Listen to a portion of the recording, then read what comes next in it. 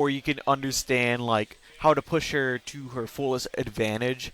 And SHADIC, the player, definitely to show that off because you're looking at the best Corrin in the world. Also, I love that they are going into the menu and just making sure all the wireless controllers are disconnected. Shout Not outs. want to have an interruption like that happening. Richter. I don't think anyone played with a wireless Pro Controller recently, at least that I know of. But safe it's than always, sorry, yeah, you know? better safe than sorry. You always want to make sure every single time. Now we're getting Richter Belmont first. I know this is something with Karu. The past 2 days I've watched them play. They start with Richter, and then go to Simon, and then go back to Richter. Which I think the character swap low-key does help a lot too. But will you need the character swap if you 3-0 SHADIC? Yeah, I wonder if winning or losing the game is related to the character swap, or if it's just like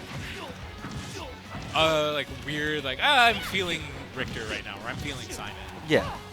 But Richter right now really just on a very downhill game plan in terms of just no hits were dealt until that one cross finally hit. 107 on the board for SHADIC's favor. 60% on SHADIC's side. You're just looking at game one. Karu just needs to figure out how to get in and be able to extend on just... Well, one big thing about Karu and like the game plan I've seen so far is that Karu's really good at the ledge trap, but SHADIC is a player that doesn't want to get ledge trapped that often. Excellent punish from SHADIC there. Punishing, what, is that the F tilt into the pin? Yeah, F tilt pin. That was phenomenal. I was not expecting that to reach like that, but that is such a huge boon if you can effectively scare off that F tilt. Down to the corner, unfortunately getting punished with insta-pin. And once again, oh, the third time it works though. You're not a true player if you don't mash your option over and over until it works. Karu really showing that. Using the Holy Water, getting the spacing for it. Oh no, unfortunately the Holy Water popping up. The one time that Karu goes for down smash, it just goes into a missed input, or not a missed input, but a whiff in the favor for SHADIC. SHADIC seems very, very comfortable against this character, which is something that is very hit or miss, whether you'll have consistent Richter Belmont practice, just because of how rare this character is, but SHADIC seems completely comfortable dealing with it. And SHADIC is just a very fundamental player too, like just using his options to really cover the stage in terms of using the aerials to swing and catch the jumps and being able to land with those aerials too to start your combos. Also using the pin a lot to just divert his pressure and travel to the parts of the stage that is a lot harder to travel to as fast when you're just running. I feel like that's a really good thing that's going to be played a lot in the set because Corrin isn't the fastest on the ground. Like, she has a good enough speed, but it's not something that you're going to see a lot of being abused as a winner, like a win factor for that character. Right, and that's something that if you're Karu, you get a little bit of extra time to kind of like think between these interactions, whereas like a faster character can sometimes like smother you really, really hard, force you to make a lot of decisions at a very quick rate, and cause you to panic and make the wrong choice or make something that might Very interesting up B, by the way, coming out from SHADIC's side. The DI cross-up on that move is very good. I will admit, Karu got thrown off by that probably. I would too. Honestly, a lot of times with these like weird like rising up Bs, it can be very hard to tell which way you're supposed to DI. Exactly. Most of the time it's very easy to calculate though. Corrin is just one of the characters that has an up B that sends at a weird angle. Lost stock for both of these players though on this game 3. SHADIC sitting at a calm 3%, while Karu's sitting at a 95% deficit. 116 now, really good coming out. SHADIC using the neutral B to actually snipe out the recovery coming out from Karu. Karu had no option at that point. It was just air dodge and hope that you don't get edge guard before you have enough time to tether back. That was so good from SHADIC. That's one of the unfortunate parts of Richter Belmont, the recovery. It's always going to kill you in some situations that you just don't want it to kill you in. Yeah, and that's what I mentioned earlier. SHADIC seems very familiar with, like, not just, oh, like, I'm fundamentally playing sound and that's why I'm winning right now, but seems very familiar with the ins and outs of Richter Belmont in ways that you really wouldn't expect from, like, your average Corrin player. But this is SHADIC. Like, this is top-level Corrin. Exactly. So, like, little things like we talked about, the parry on the F-tilt into the insta-pin. Like, that's just, like, a very specific thing. It's like a trap that you wouldn't really expect unless someone's, like, prepared and practiced or something like that, right? Game 2 going to Hollow Bastion, and now we're seeing the Simon pick. Yeah, Simon pick, like you mentioned earlier. I'm pretty sure it's just one of those picks that you just pick the character because you lost the game and you need a mental shift. Yeah, some Peach players will do that. They'll just switch it over to Daisy. Sometimes if you have an Echo Fighter that is identical, you just play the identical. Exactly. And Karu seems to be doing a lot harder pressure to SHADIC in this game too, because 88% already on the board and Karu has not been touched once. Never mind, Karu has been touched once. Karu's been touched exactly once. Exactly once for 9.4%. We're using a lot of crosses here to be able to cover this area, and it's a good way to just make SHADIC have to do something to deal with the cross before it becomes something that's going to be a stage factor later on in the match. I mean, it's only out for a short period of time, right? But cross is very good when it comes to just like the usage of that move. Ooh, unfortunate, gets the holy water but not able to convert.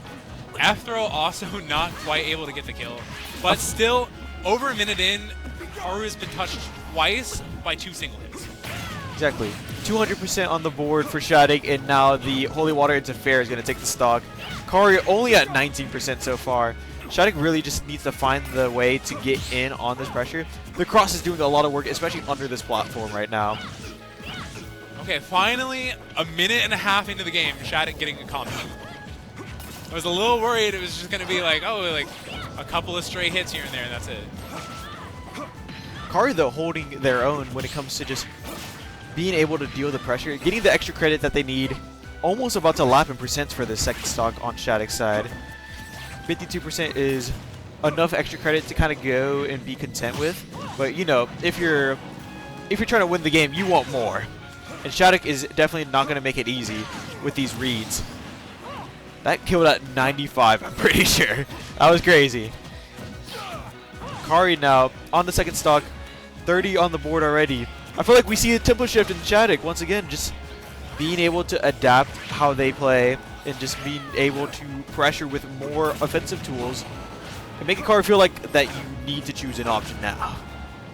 112% on the board though, and that's the stock. SHADIC getting a little greedy. Yeah, I saw getting a little greedy. Karu capitalizing off of that phenomenally well. Yeah, SHADIC in game 1 was really going for these neutral B like uncharged to see if Karu would cover it or get hit by it, and Karu was usually getting hit by it. And now in this game 2, Karu's adapted, and now we're seeing the adaptation play out in its full reward. 27% though, you want a little bit more before the stock is closed. SHADIC going for it all with that up smash there. Getting a footstool out of shield too, but no down air to follow up with. Yeah, really, just like SHADIC's trying to find some way to bring back into this. Karu focusing on playing more consistent game plan to make that harder. SHADIC, however, is going to find the ledge trap, evening up the stock count. Still a little bit of extra percent on the board, though. Yep, and Karu now on the last stock as well. Both SHADIC and Karu not too far off from being even in percent, but it's really on SHADIC to see how much you can get from this advantage. 44% is still very good, but unfortunately getting Karu into center stage with that pressure being like finished too early. Footstool, it looked like that was supposed to be a footstool down there. Good DI coming out from SHADIC's side, about to get hit by the up smash in that situation, but DIing the cross properly to not get hit. 49% on the board for Karu's side, 55 now. I love the way Karu is taking their time out. I think that's very important, especially against characters that can't really burst you down effectively, and characters that have really strong defensive tools like Corrin. Just like waiting for your opportunity instead of trying to force it to happen. Force the other player when they're already in a winning position to be like, okay, I'm winning, now I have to actually go in. Oh, up B here. Wow. Nice conversion coming out. But unfortunately, up B not the strongest move in the world. Oh, but the axe but is the going to have axe high priority. dropping down on Corrin. Karu putting themselves on the board. Yep, game 1-1. 2. And now we have a set here. We have a set. Really good adaptations coming out from Karu, though. I mean, you look at that game, you see the start of that game, like, pretty much a minute of not being messed around with. Like, Yeah, they're SHADIC got so good. Yeah, SHADIC got one hit probably, and that was it. Like, you know that was just a big adaptation game for Karu, and Karu needs that to kind of get himself into the set before we see the rest of this game plan go on. SHADIC now realizing that he can't play as aggressive and having to be content with sometimes just not trying to reversal Karu, but in exchange Karu now gets a little more pressure because of that situation. A couple of Karu fans in chat right now too, cheering on their player. Chat? Yep. Love to hear it. Game 3 going back to PS2 now though. We're gonna see just a little bit of neutral being played right now. Yeah, it's interesting. Typically, you would think that Corrin would like a smaller space stage, but after losing that game, SHADIC's counter-configured to PS2. Also, I think just in general, the stage is pretty good for a character like Corrin. You have the pin to be able to pin onto the platforms. You don't get like a wall pin like you do on a stage like Kalos, but you just have a lot of areas to cover and like very big aerials to cover those spaces. Also, the ceiling is like a little bit lower, so like if you're finding your kills from up airs, like that's gonna be safer for you. Yeah, like down to up air, setting up into good situations. I feel like, yes, in one hand, Karu is going to take advantage of this space a lot more. Oh, and Karu taking that first stock again. Same way he took the stock, I'm pretty sure it's stock 2 of game 2. SHADIC getting a little greedy with, wow, and reversal just right back Evening into up the game. stocks. But yeah, like you were talking about with that greedy situation, I think Karu is doing a really good job covering that. Using the down angle forward air, I think is really smart because you can kind of check that and also still keep your ledge trap if you're wrong. Yeah, and the angle of that move too is very good. When it comes to just neutral, like you'll see Karu throw out the up angle forward airs to try to cover the jumps, and then the down angle to cover like running in. That move is very safe. Like, it's really hard for a lot of characters to punish. Playing zoners, just figuring out ways to like cover these areas, but also check yourself if you're wrong. Yeah, like using the cross in that situation, covered SHADIC's air dodge back in, and then Karu in exchange got a up angled forward air for it. And now we're in this situation because Karu got that one hit. Just a bunch of safe poking coming out from Karu's side, making SHADIC feel like they have to do something about like this before it's too late. And this is just poking SHADIC's head every single time he comes up from the up B. We saw that in one of Karu's sets earlier with Daevon, where that interaction just looped over and over, and it eventually ended in Karu finding the kill. But yeah, it was like 200% at that point though, but SHADIC getting out easily this time. Only at 160. But one F-tilt could do it. SHADIC doing a really good job dodging those F-tilts though. Beating the F-tilt at ledge allegations. Back here on the roll read. SHADIC really trying to go out and push this, but Karu with a nice recovery coming out. yeah, that was so nice. It looked like he was really going to commit to fade a glow there, and then he just used the double jump. Yeah. Or tethered him. Really good air dodge read coming out from SHADIC too. Covering with the frame trap and then using the pin to come out. Karu losing the second stock. While SHADIC is sitting at 160, it's not like Richter This is very within grasp for Karu. Yeah. Simon can definitely just kill here with F-tilt at ledge, but Simon doesn't have some strong options like... Oh! Speaking of strong options, that F smash is not going to kill, actually. Yep. And SHADIC trying to cover low. I thought that was going to super kill. Me too, with max rage, but I guess Karu gets another day to live. Really good spot dodge coming out from SHADIC there in terms of dodging the kill throw. Karu now just needs to find anything that can just kill the stock right here before there's the up tilt that's going to take the stock. Yeah, that up tilt has been like a really nice boon for Karu whenever they have their opponents at like really, really high percent. Just like being able to anti-air someone and kill from it immediately is such a nice luxury to have. Yeah, having to move that anti-air and kills is a lot of these up tilts in this game, either combo tools or just kill moves. Simon getting the lucky side of having the kill tool in that situation. And back here on the roll read once again, taking another stock off of Karu for this game 3. Yeah. SHADIC going up 2-1 now. The backer on the roll read, I feel like has been doing so much for SHADIC. Like, Yeah. even if it's not necessarily killing, but just covering that space and saying, like, hey, if you roll here, I got it. Otherwise, I'm safe, I'm fine. Definitely, because if you're in that situation ledge trapping against a character that could reversal you and set you up into a bad ledge trap yourself, you don't want to immediately pressure, then they could reversal you. And then you don't want to just give them the stage, because then now you play neutral with them. So SHADIC's doing the middle ground of just covering a space and being content with covering that space, and then just reacting to where Karu is going next. Yeah, I feel like this matchup has especially been highlighting their abilities to cover spaces and also keep themselves safe when they're wrong. Just because neither of these characters has like super bursty options, it kind of forces like that slower type of gameplay. Exactly. Game 3 though, starting on a small battlefield now, going to something a little bit smaller for Karu's counter pick. Nice spot dodge down tilt. Karu getting back on in a nice neutral get up read with the grab. Oh, wow! grab release in from SHADIC. That was a Taking really the good first call stock. out. Karu's never seen that one before. Like, And positioning around the up B to get a little bit of extra credit. Thought that was going to be a bigger punish. Unfortunately not for SHADIC, but yep. Karu seems No to jump take here, I'm pretty control of sure. the situation. This pin is so good. Now, like, before on PS2, we had a situation where Karu could kind of hide under this platform and be content with it. But the pin can hit the roll distance from Karu, where Karu is covering the ledge with holy water and the cross to try to set up for something in order to get SHADIC back off stage or get the stock. And now SHADIC looping this. No jump. This is bad for Karu. Okay, yeah, just using the down air.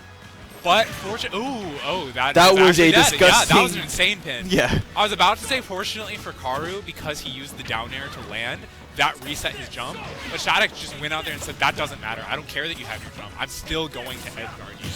SHADIC is now just in the comfort zone of being able to play around these options that Karu has been throwing out so far.